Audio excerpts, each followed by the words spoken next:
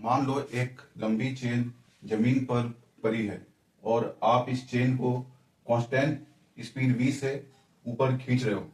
अब सवाल है कि इस चेन पर मैक्सिमम पावर कब लगेगी, जब रोप या चेन उठाना स्टार्ट करते हो तब, या जब पूरा चेन लगभग उठ गया होता है तब।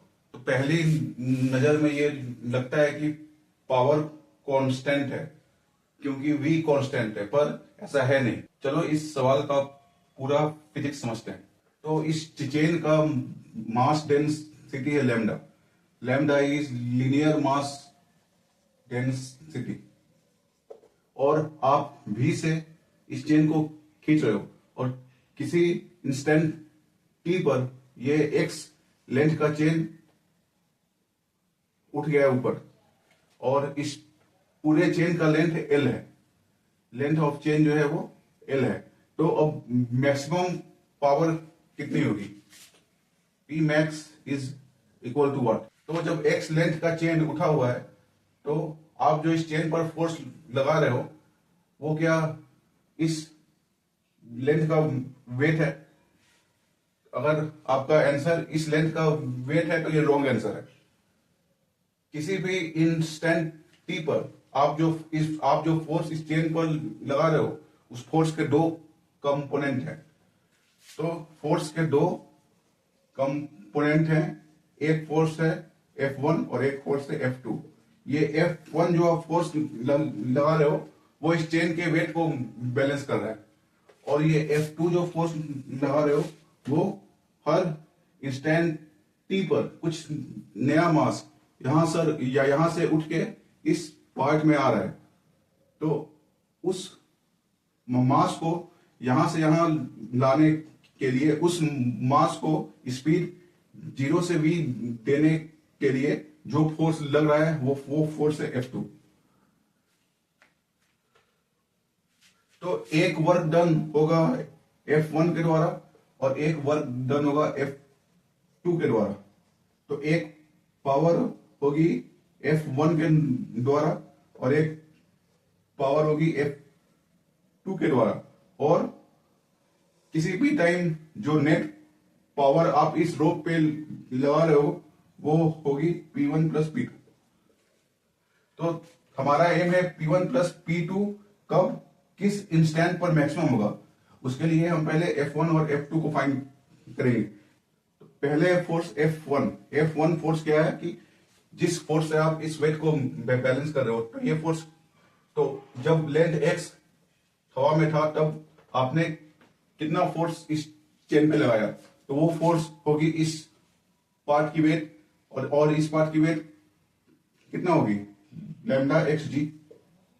ये x पार्ट का हो गया मास इंटू जी। तो इस फोर्स के कारण पावर कितनी होगी? P1 फोर्स इंटू वेलोसिटी, तो lambda x g into v. अब फोर्स F2 क्या है?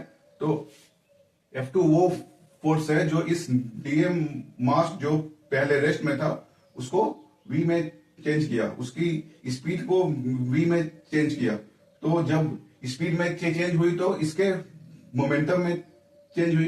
तो मोमेंटम में चेंज कौन कर रहा है? ये फोर्स F2। तो dm मास मान लो पहले यहां पे था, इसकी स्पीड 0 थी, अब इसकी स्पीड v है और ये मास इस हैंगिंग पार्ट में आ गया। तो dm की स्पीड पहले थी 0, अब है v।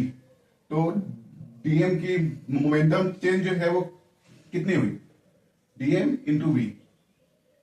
कितने टाइम में हुई? dt टाइम में हुई। तो फोर्स कितना होगा? Change in momentum by time, तो v dm बाई dt। तो ये फोर्स हो गया F2। ये फोर्स किसी इंस्टेंट पर हम दे रहे हैं ताकि इस मास का स्पीड 0 टू v चेंज हो और ये मास जो है वो हैंगिंग पार्ट में आ जाए। तो this is the classic example of variable mass system. तो मान लो कि dt टाइम में dx लेंथ यहां से इस हैंगिंग पार्ट में आ गया जिसका मास dm है। तो dm को हम लिख सकते हैं कितना, dx लैम्डा, dx लैम्डा, इसका मास जो है वो dm है अपॉन dt, तो यहां से लैम्डा जो है वो बार आ गया v lambda dx by dt। तो rate of change in this length dx by dt को कह रहे हैं हम v स्पीड, तो यहां से आ गया लैम्डा v स्क्वायर। तो F2 फोर्स जो है वो लैम्डा v स्क्वायर है और F1 फोर्स जो है वो लैम्डा एक्स जी है। तो F2 फोर्स के कारण जो पावर होगा वो कितना होगा, फोर्स इंटू वेलोसिटी, तो ये हुआ लैम्डा वी क्यूब। तो P टोटल कितना होगा, P टोटल होगा P1 प्लस P2, मतलब lambda g x v plus lambda v cube. अब ये किसी भी इंस्टेंट पर मैक्सिमम कब होगा, जब x मैक्सिमम होगा, और x मैक्सिमम कब होगा, जब x का लेंथ l होगा, जब ये पूरा ही चेन या रोप जो है वो हैंग होगा। जब ये पूरा चेन हैंग होगा तो इस चेन की लेंथ होगी l, तो मैक्सिमम p मैक्सिमम आ गया lambda g l v plus lambda v cube.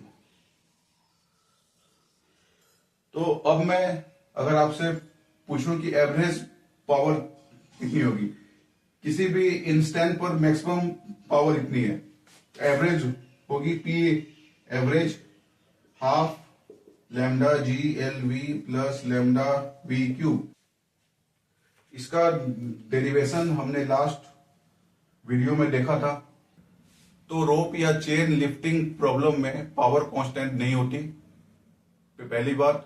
दूसरी बात, जैसे जैसे चेन उठती है उसकी पावर बढ़ती है, और वो मैक्सिमम होती है जब पूरा चेन हैंग हो जाए।